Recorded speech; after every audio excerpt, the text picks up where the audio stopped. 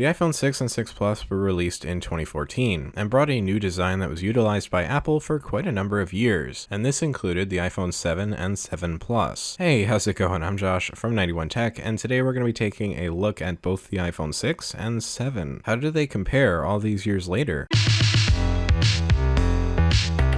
I've been doing a fair few of these comparisons lately, and this one I've been wanting to do especially because of the constant criticism towards the iPhone 7 that it had a similar design to the iPhone 6 and didn't do a lot different. There were only 2 years between them, but people were hoping for a complete redesign, and they didn't get it. While the iPhone 7 does look better and brings a lot of new necessary features, from the front it's hard to tell they're different phones. But internally, trust me when I say these devices are nothing alike. The iPhone 6 and 6 Plus were released in 2014 again, and finally introduced a larger size to the iPhone line. People had been wanting this for a long time and they finally got it. The iPhone 6 and 6 Plus were actually the best-selling smartphones ever, with over 220 million units shipped. But unfortunately, not all is well here. Bendgate was a big problem. Phones would bend and this would lead to the touchscreen not working, which was kind of bad. Luckily, this was fixed with the iPhone 6s and isn't an issue in the 7 either. The iPhone 7 and 7 Plus were released in 2016 and brought a slight redesign. It looks very similar to the 6, but with a much cleaner back, thanks to the antenna bands now going around the edges. It looks much better in my opinion, and it also brought quite a few more colors, which many appreciated.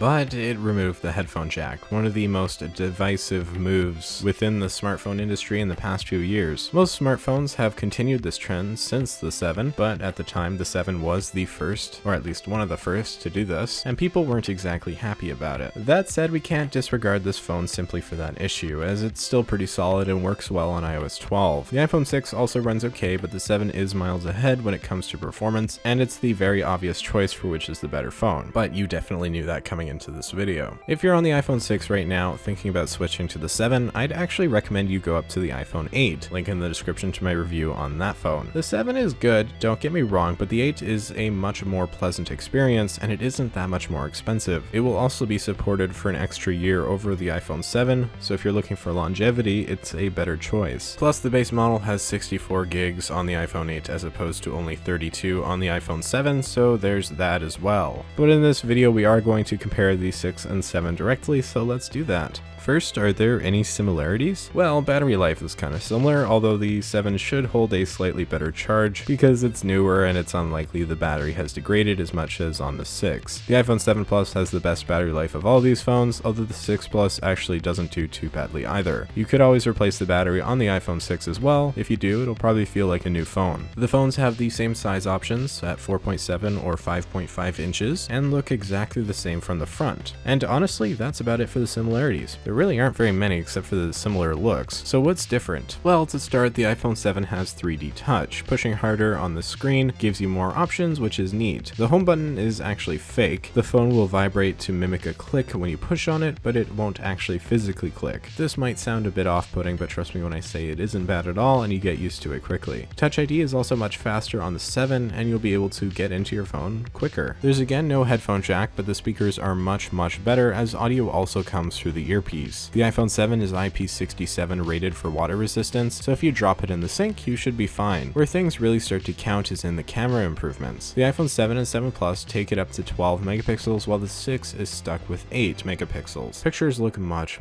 better on the former. As you can see from the comparisons here, the 7 just consistently does a much better job than the 6 does. However, they're not life-changing differences, and if you have an iPhone 6 right now, the camera is probably good enough to get away with. The iPhone 7 also brings optical image stabilization to the smaller model, something that only the 6 Plus and 6S Plus have had beforehand. The 7 Plus also brings a secondary telephoto camera lens that allows for portrait mode shots and 2x zoom. The camera is definitely a lot better on the iPhone 7, and if you upgrade to it from any phone really, you can expect it to be one of the largest improvements from your former device. Video is also solid on the 7, going up to 4K at 30 frames per second, while the 6 is stuck at 1080p. You can see the comparison here. Colors look better, everything's more vibrant, and overall the 7 just wins in every single way. Keep in mind that since the 7 has optical image stabilization, video is going to look smoother over the smaller iPhone 6, but this video here was taken on the 6 Plus, so it still looks pretty good. The selfie camera is a huge jump in the iPhone 7 over the iPhone 6, going from a measly 1.2 megapixels to 7 megapixels, and selfies definitely look a lot better on the 7, not that I really like taking them in the first place, but if you're into that, the 7 should do a good job. The other major point of improvement over the iPhone 6 is in performance. The 7 is much faster. The iPhone 6 has only the A8 chipset and 1 GB of RAM, while the 7 has the A10 chipset and 2 gigs of RAM. The 7 Plus is even better, having a full 3 gigs of RAM. You get some RAM, I get some RAM, we all get some RAM. RAM is very important, and the iPhone 7 will perform much better because of it. It feels much faster in real life use on iOS 12, and while the 6 is still fully supported and can do most of the same things as the 7, it is starting to lag behind, and you will notice that it can be a bit painful sometimes. The 7 is just a more enjoyable experience overall, and it's just the better phone in every single way. That all being said, I again don't really think it's worth it to upgrade to just the 7 if you have the 6 right now. The 8 is going to bring even more improvements, and it's not that much more money. But let's look at pricing. On eBay.com, the iPhone 6 usually goes for around $150, while the iPhone 7 goes for around $300. Obviously, this is for used devices, but the 7's actually not at a bad value. And of course, you could find it brand new from Apple or a carrier, and if you can get a good deal and want the 7, then go for it. While the iPhone 8's the better phone, the 7 should still get consistent support until 2022 or 2023, and you'll probably really like it. Pricing varies a lot, although again, I would really recommend buying this used or refurbished if you want to pick one up. If you're thinking about getting the iPhone 6s instead of the 7, I'll have a link in the description below to a comparison between those two phones. There are good reasons to get both, but generally I recommend either getting the 6s for budget users or just going straight to the iPhone 8 if you want something new. And with that, I think I'm pretty much done here. There's not a lot to say. This is an easy comparison. Obviously, the iPhone 7 beats the iPhone 6 in every single way, although it was kind of interesting to see how they compare, considering a lot of people said the iPhone 7 was too similar to the iPhone 6. While they might look similar, I really don't think that was the case. If you found this video interesting or helpful, maybe hit that like button and consider subscribing for more content just like this. You can follow me over on Twitter and Instagram if you want some more tech in your life, links below. And with that all being said, I'm Josh from 91 Tech, and I will see you all next time.